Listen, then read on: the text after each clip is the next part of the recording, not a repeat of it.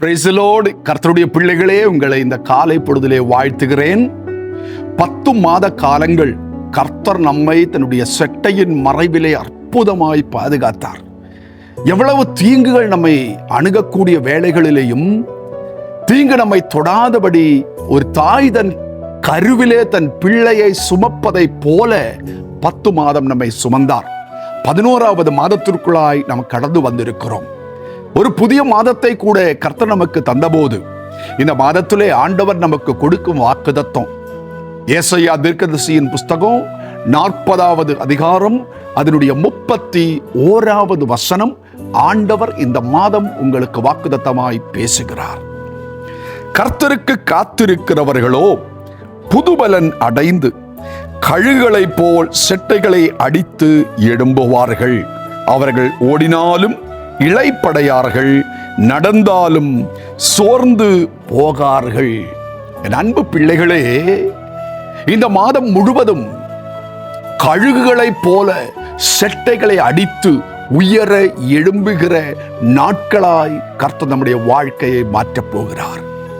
நம்முடைய கண்களுக்கு முன்பாக ஒருவேளை வாலிபர்கள் பலவீனமடைந்து போவதை நாம் காணலாம். நம்மை விட பலசாலிகள், நம்மை விட திறமையுள்ளவர்கள், சிறந்தவர்கள் ஒருவேளை தோற்கடிக்கப்பட்டதை நம்முடைய கண்களால் காணலாம். அவர்கள் கண்களுக்கு ஒருவேளை நாம் சிறியவர்களாய் தோன்றியிருக்கலாம்.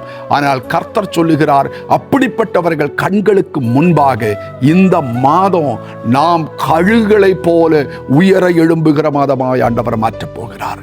கவனியுங்கள், இஸ்ரவேலிலே ஜனங்கள் வெளிச்சத்திலே இருக்கும் போது எகிப்து முழுவதும் ஜனங்கள் இருட்டிலே இருந்தார்கள். கவனிங்க, இஸ்ரவேலிலே ஜனங்கள் பசியோடு 3.5 ஆண்டுகள் பஞ்சத்திலே இருந்தபோது கர்த்தரை பின்பற்றின ஒரு ஏலியா புசித்து செழிப்பாயிருந்தார். ஆமே, நம்முடைய கண்களுக்கு முன்பாக அநேகர் தோல்வி அடைவதை நாம் கண்டாலும் நிச்சயமாக நீங்கள் தோல்வி அடைவது இல்லை. நீங்கள் கழுகுகளைப் போல உயர எழும்புவீர்கள். விசுவாசியுங்கள், நிச்சயமாய் கர்த்தரதை செய்வார். ஜெபிப்போம். பரலோக பிதாவே, என் அன்பு பிள்ளைகளுக்கு இந்த மாதம் ஆண்டவர் கொடுத்த வாக்குத்தத்தம் இயேசுவின் நாமத்தினாலே அப்படியே நிறைவேறட்டும். அவர்கள் உயர உயர எழும்புகிற மாதமாய் மாறட்டும். பொருளாதாரத்திலேயும் ஆரோக்கியத்திலேயும் குடும்ப வாழ்க்கையிலேயும் எல்லாவற்றிலேயும் எழுப்புதலை, உயர்வை காணட்டும். இயேசுவின் நாமத்தில் பிதாவே, ஆமென், ஆமென்.